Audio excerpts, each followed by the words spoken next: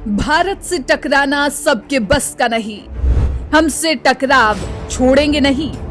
भारत के दम से डरा मालदीव, आपातकाल का नंबर याद आया क्यों?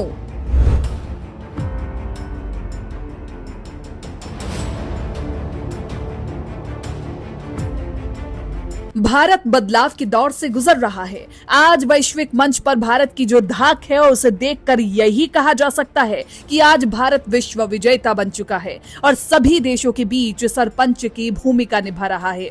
भारत की धाक का असर हम सबने रूस यूक्रेन युद्ध के बीच भी देखा, जब अन्य देशों के बच्चे बेसहारा होकर इधर उधर भटक रहे थे और उसी दौरान भारत के बच्चे तिरंगा लपेटे महफूज होकर धाक से निकल रहे थे और युद्ध में लड़ रहे सैनिक उन्हें सलामी दे रहे थे।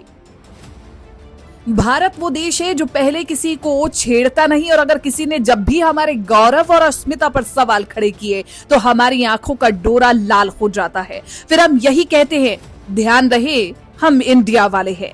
हमारे आगे काल के काल भी नृत्य करने लगते हैं। अभी एक नया विवाद इन दिनों देश में चल रहा है।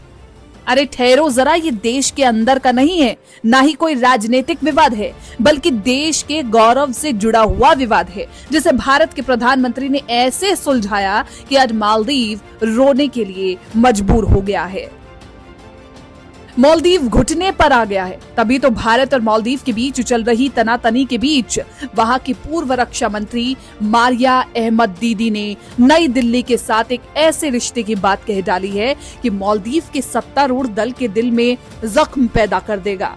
भारत विरोध की नींव पर मालदीव में सरकार बनाने वाले मोहम्मद मोइजू के बयानों से नई दिल्ली के साथ रिश्ते तल्ख हो चुके हैं, लेकिन अब वहां के विपक्षी नेताओं ने ही मोइजू पर निशाना साध लिया है।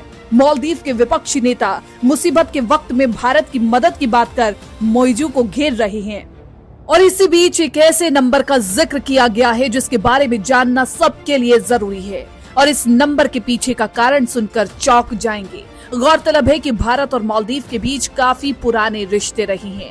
दोनों देशों की समुद्री सीमाओं से लेकर लोगों के बीच रिश्ते भी सदियों पुराने हैं और अभी जिस नंबर का जिक्र सामने आया है वो नंबर है 911। इसी नंबर के जरिए दोनों देशों के राष्ट्रीय अध्यक्ष आपसी बातचीत करते हैं, यानी दोनों देशों के बीच यह आपातकालीन नंबर है। मालदीव एक छोटा देश है और भारत अपने इस करीबी पड़ोसी की हर वक्त मदद करने के लिए तैयार रहता है और यही वजह है कि मालदीव के विपक्षी नेता भारत की तरफ से बड़े मदद वाले हाथ का लगातार जिक्र कर रही हैं। लेकिन कहा यह भी जा सकता है कि भारत ने अपने सामर्थ्य के जरिए मालदीव को घुटनों पर ला दिया है। इसे भारत की कूटनीतिक जीत भी कहा जा सकता है, यानी न हल्दी लगी न फिटकरी, रंग चढ़ा चौखा। वीडियो कैसी लगी हमें कमेंट बॉक्स में अपनी प्रतिक्रिया देकर जरूर बताएं और चैनल को सब्सक्राइब करना ना भूलें।